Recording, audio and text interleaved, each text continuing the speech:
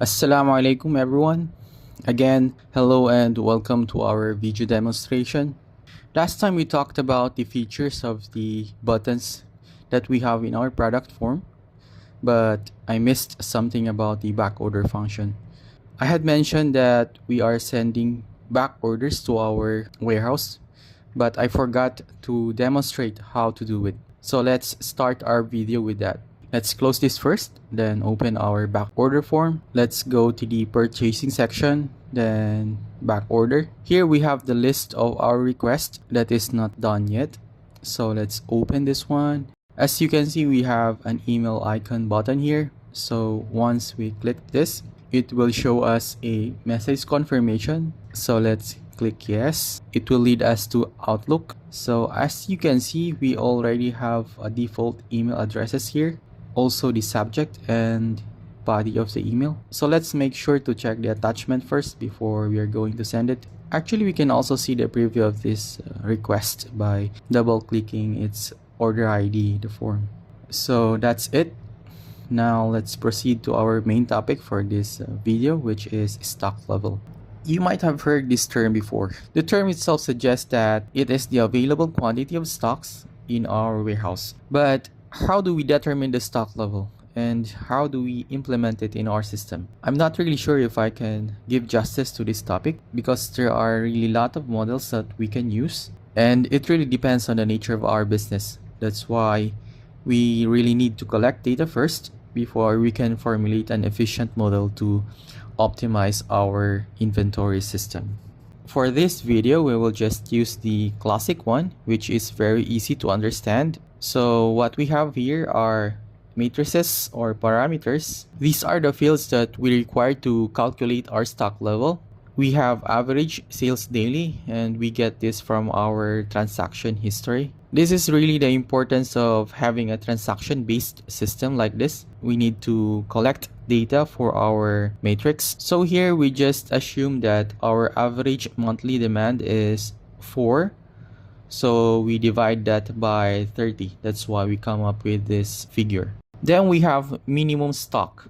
Our minimum stock is taken from our safety period. We just multiplied it by the average daily demand. Assuming we need like 4 weeks safety period, so that's 28 days times the average sales. So that's around 4. You can also refer it here in our graph as the buffer stock. For maximum stock, we took it from the frequency of our order yearly. So assuming we just order twice a year, so that's around 180 days multiplied by average daily demand. So that's around 24 and let's round it off to 25. So from our maximum stocks, it will probably take 4 months for us to reach our reorder point here. We can calculate our reorder point by adding the safety period and our lead time. Then we multiplied it by the average daily sales. So this lead time, we get this from the purchase history for that supplier. Here, let's just assume that our lead time is 45 days. So 45 days lead time plus 30 days safety period and you multiplied it by the average sales daily. That's almost 10. Once we reach our reorder point, we will start processing our order. So our order quantity here is 20. Actually, there is formula to get this value, but in our case, this is just based on our assumption that for us to get back to the maximum level of our stocks, we need 20. So as our lead time runs out, we will be expecting our stock level to be nearly minimum. So this is our minimum. By this time, we will be receiving our new order. Then our stock will be on top again. Here we just set our reorder quantity to minimum to avoid surplus. So this is the cycle of our inventory level, from maximum going to reorder point, then to the minimum. After that, we will go back to maximum amount. That's basically how we calculate the stock level. Like what I've said, depending on our data, the ins and outs of our products, that's where we can derive an efficient model for our stock level. That's why we have transaction history here.